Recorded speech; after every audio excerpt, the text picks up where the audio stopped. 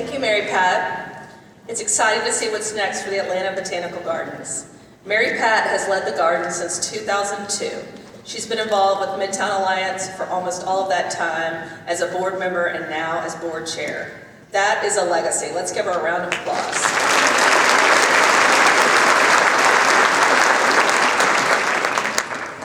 I'm here today to share another major milestone. It's a milestone we can all celebrate and be proud of. And it's timely because this month marks the 25th anniversary of the formation of the Midtown Improvement District. Also known as the MID, the Midtown Improvement District was established in 2002 when Midtown commercial property owners voluntarily agreed to levy additional property taxes on themselves to augment public resources and implement targeted programs and projects. If you could capture an image of Midtown's transformation and a model for cooperation that it works extremely well, it would look like this. It's the type of good to great influence that the MID has contributed to the urban experience that we all enjoy today. Over 25 years, the MID has raised and invested over $170 million for capital projects, right-of-way improvements, and clean and safe programs.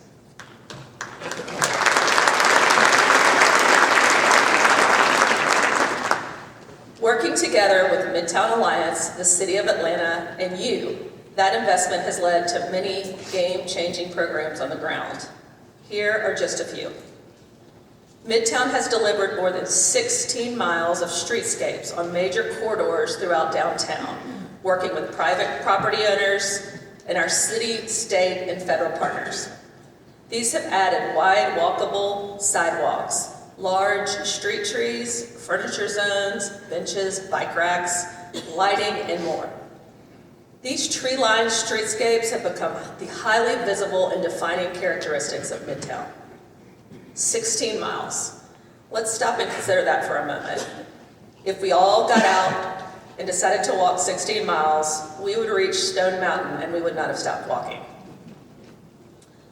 Going back in the time machine, the overhaul of the 14th Street Bridge and the construction of the 17th Street Bridge, both in partnership with GDOT, improved access and advanced economic development opportunities tremendously. They were big, bold moves. But it's not just mega projects. New signals at dozens of Midtown intersections and mid-block crossings have improved safety conditions for everyone. Teaming up with APD, Midtown Blue's supplemental public safety program has been operating continuously since the year 2000. And as Mary Pat shared, Midtown has become one of the safest places in Atlanta with successive years with the lowest incidence of crime ever, even as we continue to add people each year. This is a real differentiator. Midtown Green has become a force multiplier for the city's Public Works Department as they tackle jobs in the public right-of-way and keep the district looking great. Yet another key differentiator.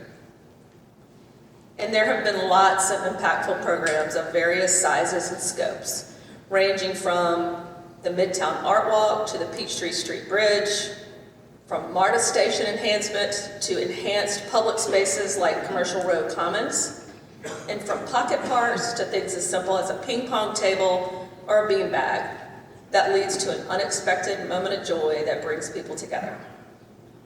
And let's not forget about the 3,000 large caliper trees planted in the districts over the decades. They not only create that distinctly urban and green feel in Midtown, but they also provide the shade and beauty that makes walking a preferred option.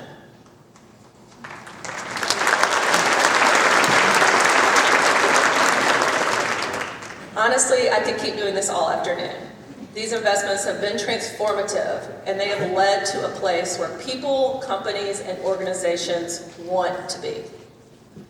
So have you ever considered all the things that had to go right and line up for this to be real? In the late 1990s, Midtown Alliance engaged the community in Blueprint Midtown. This was an exercise to create a bold vision for Midtown's future. Thousands of people gave voice to how they thought Midtown should function and feel, from building design to transportation. The mandate was clear. They wanted a walkable, mixed-use community that still felt like a neighborhood. But Midtown could never have realized this vision without the financial levers afforded by the Midtown Improvement District. Local developers like John Childress and Midtown Alliance leaders began talking about how this improvement district model could revitalize Midtown and drive new growth. It became their roadmap. To make the MID a reality, they needed to secure buy-in from hundreds of commercial property owners, one at a time. These property owners had to agree to take on an additional tax burden to fund improvements and programs in the public realm. And this was in the before times. There was no email or internet, just shoe leather. Tim Holdroyd was one of the leaders who pounded the pavement to sell the idea. Well, the Midtown Alliance in the early 90s was doing a lot of planning and then came up with the idea of a blueprint. But to enact the blueprint, they realized that they needed substantial additional funding. CIDs were fairly new, and we were trying to sell something that no one really understood. Midtown Blue and Midtown Green were brand new concepts, and a lot of people didn't believe we could pull it off. And we needed 51% of all the individual property owners to sign off. Literally, the only way to do that was face-to-face and try and explain to them what the vision was. You know, we wanted to build sidewalks. We wanted clean sidewalks, and there were a lot of funny things that happened. But one of the funniest afternoons was literally getting dressed up to visit and discuss with the Archbishop of Atlanta its role in the CID, and then later on that day to meet with the owners of the Cheetah and talk about their organization. So the place was pretty diverse. A lot of people said no, but as the year went on, their neighbors signed up. And so they would talk to their neighbors. People would call and go, I've changed my mind. I really think this is a good idea. We essentially got a different governance structure in the Midtown Alliance and the CID that people can actually talk to about what you wanted to develop. And of course, we've seen an enormous transformation in the past 25 years.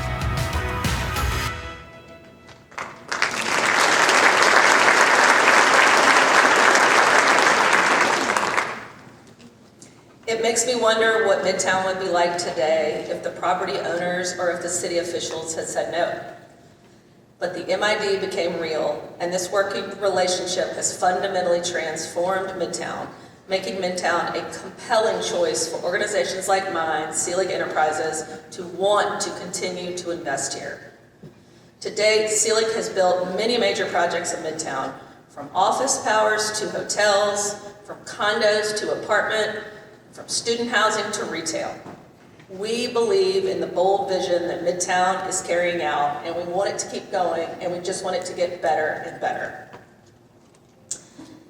The MID and Midtown Alliance have made all these improvements over decades without owning so much as 1 square inch of land. Well, that's about to change, because today we're announcing a big, bold move.